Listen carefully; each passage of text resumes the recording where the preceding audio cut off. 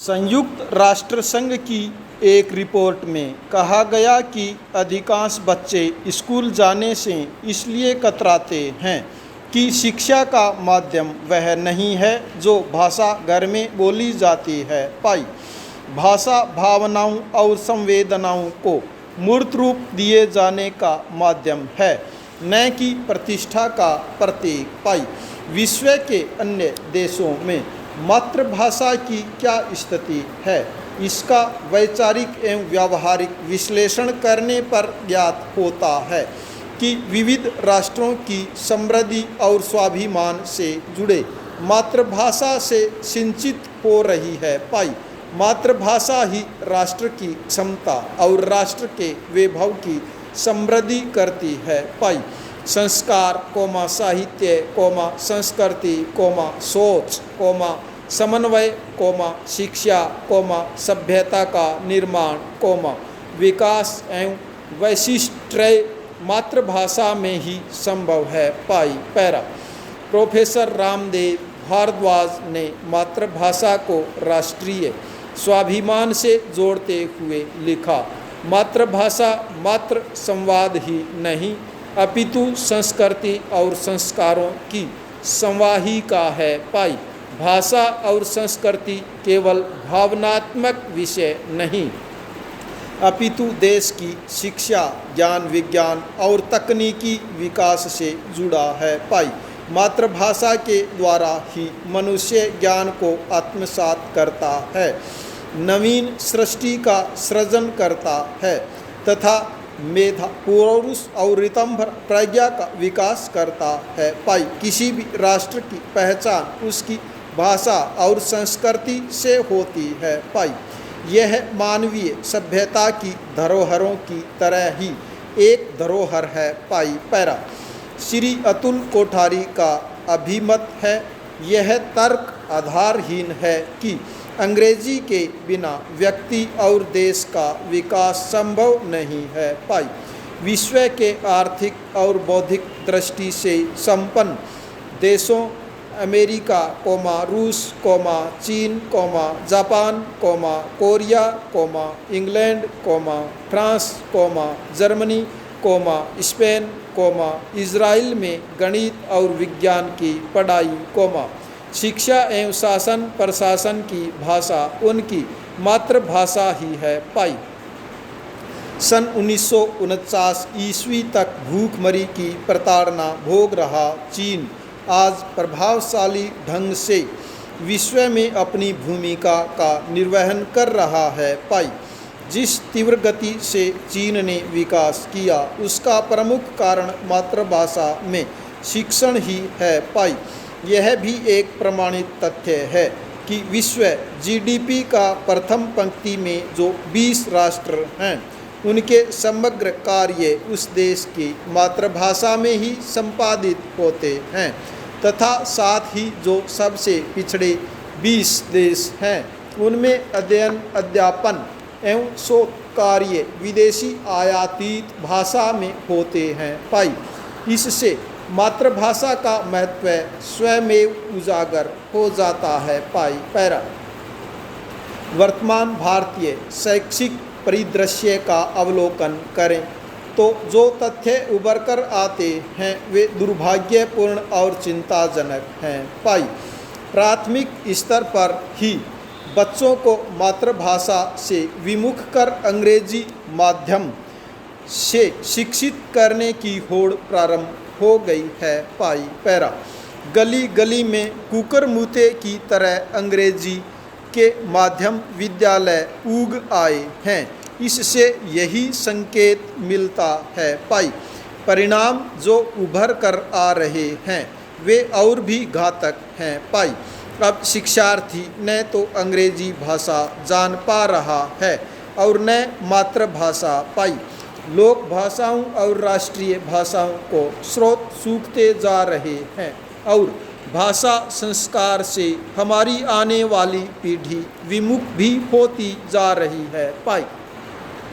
भौतिकता और अंग्रेजी मानसिकता की अंधी दौड़ में बच्चों के बचपन का सर्वाधिक क्षरण हुआ है। पैरा अबोध बालक अपने शैक्षणिक जीवन के प्रथम कदम पर एक और विद्यालय में अंग्रेजी जैसी विदेशी भाषा का श्रवण करता है तो परिवार व समाज में मातृभाषा में संवाद होता है। पाई अपनी स्वाभाविक अभिव्यक्ति के लिए उसका मानसिक संघर्ष केवल भाषाई अनुवाद में उलझकर रह जाता है। पाई एक तरह से वह अपने आप को कृत्रिम वातावरण में महत्वपूर्ण क्षणों को खो देता है। पाई यह स्थिति विद्यार्थी के लिए और भावी नागरिक निर्माण की दृष्टि से कितनी भयावह है। पाई इसकी कल्पना की जा सकती है। पाई यही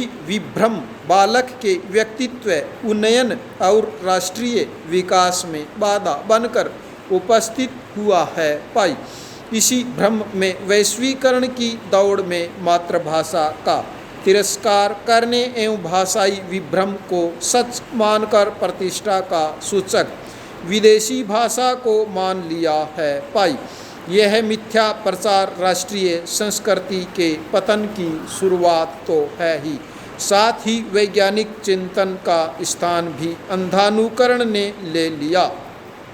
हमारी भाषा के प्रति हीनता बोध ने भाषाई उपनिवेशवाद को जन्म दे दिया है। पाई अंततः हमें यह स्वीकार करना होगा कि किसी भी राष्ट्र की उन्नति और विकास का स्रोत मात्र पूंजी और तकनीक नहीं अपितु उस राष्ट्र की संकल्प शक्ति होती है और इसका जन्म मातृभाषा से होता है। पाई पैरा भारतवर्ष जिसकी आबादी 135 करोड़ से अधिक है।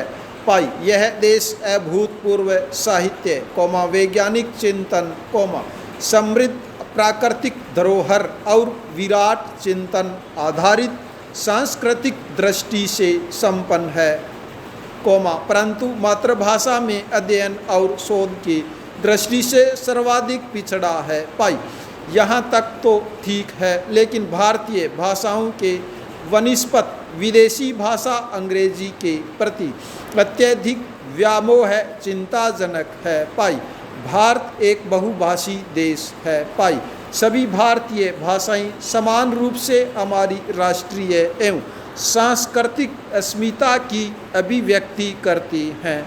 यद्यपि बहुभाषी होना एक गुण है, किंतु मातृभाषा में शिक्षण वैज्ञानिक दृष्टि से व्यक्तित्व विकास के लिए परम आवश्यक है। पाई प्रारंभिक शिक्षण किसी विदेशी भाषा में करने पर जहाँ व्यक्ति अपने परिवेश परंपरा संस्कृति व जीवन मूल्यों से दूर होता है, वहीं पूर्वजों से प्राप्त होने वाले ज्ञान शास्त्र साहित्य आदि से अनभिज्ञ रहकर अपनी पहचान खो देता है। पाई पैरा महामना मदन मोहन मालवीय महात्मा गांधी रविंद्रनाथ टैगोर डॉक्टर राधाकृष्णन जैसे मूर्धन्य चिंतकों से लेकर चंद्रशेखर वेंकटरमन प्रफुल्ल चंद्र राय जगदीश चंद्र बसु जैसे